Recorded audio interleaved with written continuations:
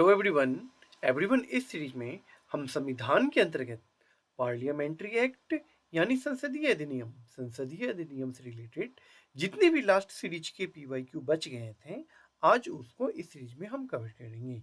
चलिए स्टार्ट करते हैं।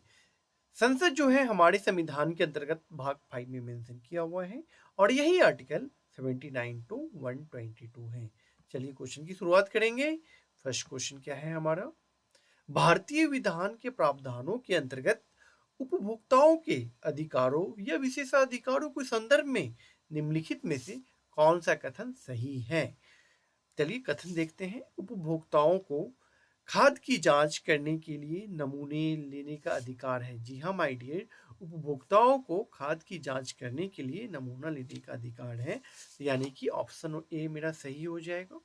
ऑप्शन 2 क्या है, उपभोक्ता यदि उपभोक्ता मंच में अपनी शिकायत दर्ज कराते हैं तो उसे इसके लिए कोई फीस नहीं देनी होगी। जी नहीं माय डियर, अगर उपभोक्ता अपनी शिकायत को उपभोक्ता मंच में अगर दर्ज करवाते हैं तो उसके लिए कुछ तय की गई राशि उन्हें देनी अनिवार्य रहती है। यह बात आप याद रखेंगे। इसी के लिए हमारा 2 जो ऑप्शन हो जाएगा ये गलत हो जाएगा। मेरा 1 ऑप्शन जो है वो सही है। दूसरा देखते हैं, नेक्स्ट देखते हैं। उपभोक्ताओं की मृत्यु हो जाने पर उसका वैधानिक उत्तराधिकार उसकी ओर से उपभोक्ता मंच में शिकायत दर्ज कर सकते हैं। जी हाँ माय डियर, यदि उपभोक्ताओं की मृत्यु हो जाती है तो उसका जो वैधानिक उत्तराधिकार होते हैं वह उपभोक्ता मंच में अपनी शिकायत को दर्ज कर सकते हैं। यह भी सही है, यानी कि 1 और 3 इसका राइट आंसर हो जाएगा। इसलिए यह ऑप्शन सी इसका राइट आंसर है। चलिए नेक्स्ट क्वेश्चन की ओर आगे बढ़ेंगे। नेक्स्ट क्वेश्चन हो जाएगा, क्रिमिनल ट्राइब्स एक्ट सर्वप्रथम कब अधिनियमित हुआ था। जो क्रिमिनल ट्राइब्स एक्ट जो था एवरीवन, वह कब सर्वप्रथम अधिनियमित किया गया था। 1952, 1924 या 1871 या 1911। क्या हो जाएगा इसका राइट आंसर। इसका जो राइट आंसर हो जाएगा वो 1871 में जो था वह क्रिमिनल ट्राइब्स एक्ट सर्वप्रथम यह अधिनियमित हुआ था। ठीक है, 1871 में हुआ था, इसलिए जो इसका राइट आंसर हो जाएगा वह सी इसका राइट आंसर हो जाएगा। चलिए नेक्स्ट क्वेश्चन की ओर आगे बढ़ेंगे। नेक्स्ट क्वेश्चन है, अनुसूचित जाति और अनुसूचित जनजाति अत्याचार निवारक अधिनियम 1989 प्रवृत्त हुआ था। कब हुआ था एवरीवन, 1 जुलाई 1989 को, या फिर 30 जनवरी 1990 को, या फिर 30 जुलाई 1989 को, या फिर 1 जनवरी 1990 को। कब हुआ था एवरीवन बताइए, क्या हो जाएगा इसका राइट आंसर। इसका जो राइट आंसर हो जाएगा वह बी इसका राइट आंसर हो जाएगा, यानी कि 30 जनवरी 1990 में हुआ था। ठीक है, ये जो अनुसूचित जाति और अनुसूचित जनजाति अत्याचार निवारक अधिनियम जो है वह 1839 को जो राष्ट्रपति द्वारा 11 सितंबर 1839 को स्वीकृति प्रदान की गई थी और यह अधिनियम जो लागू हुआ था वह 30 जनवरी 1990 को हुआ था। यह बात आप याद रखेंगे। ठीक है, चलिए नेक्स्ट क्वेश्चन की ओर आगे बढ़ेंगे।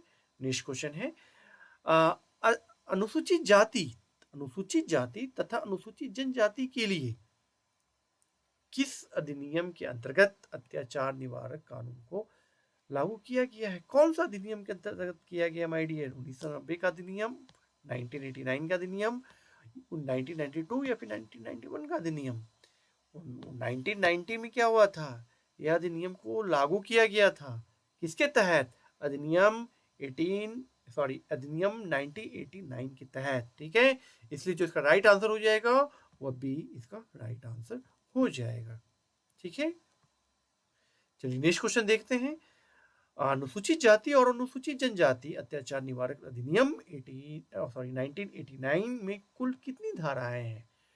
जो SC/ST जो एक्ट है एवरीवन, उसके अंतर्गत कितनी धाराएं हैं, 18, 22, 23 या 27। कितनी धाराएं मेंशन की हुई है एवरीवन, बताइए क्या होगा इसका राइट आंसर।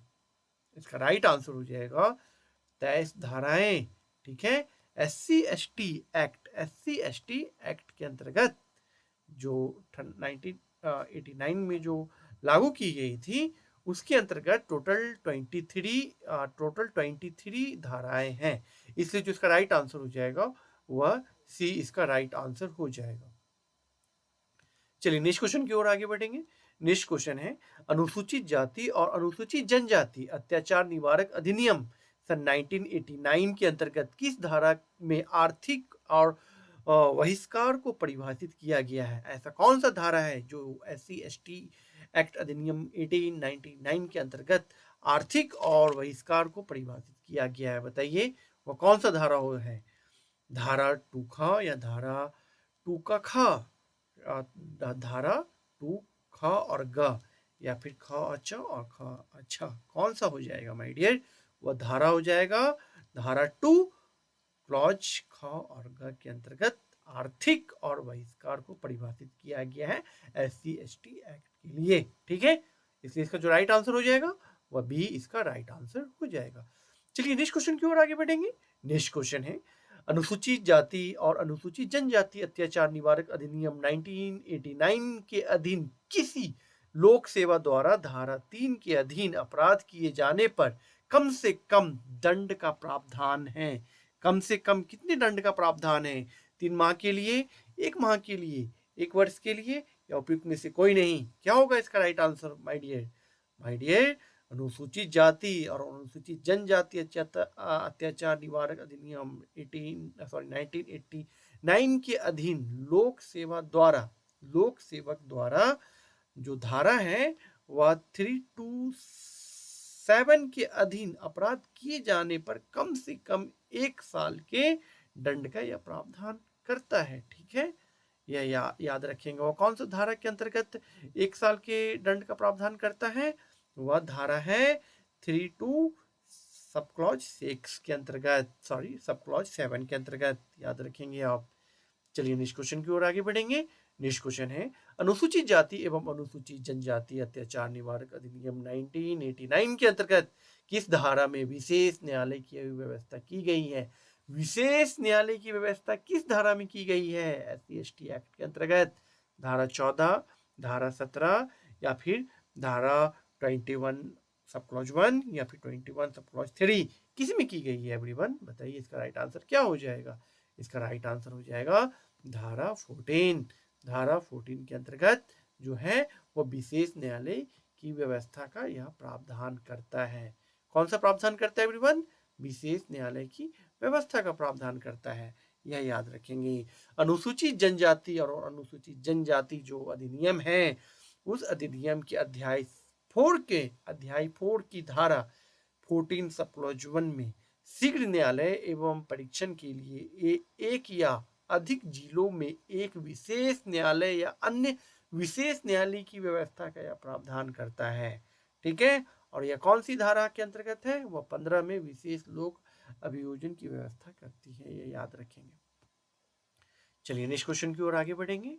नेक्स्ट क्वेश्चन हो जाएगा, अनुसूचित जाति और अनुसूचित जनजाति अत्याचार निवारक अधिनियम 1989 के अधीन अपराधों का विचारण करने के लिए राज्य सरकार डैश की सहमति से सत्र न्यायालय को विशेष न्यायालय विनिर्दिष्ट कर सकता है।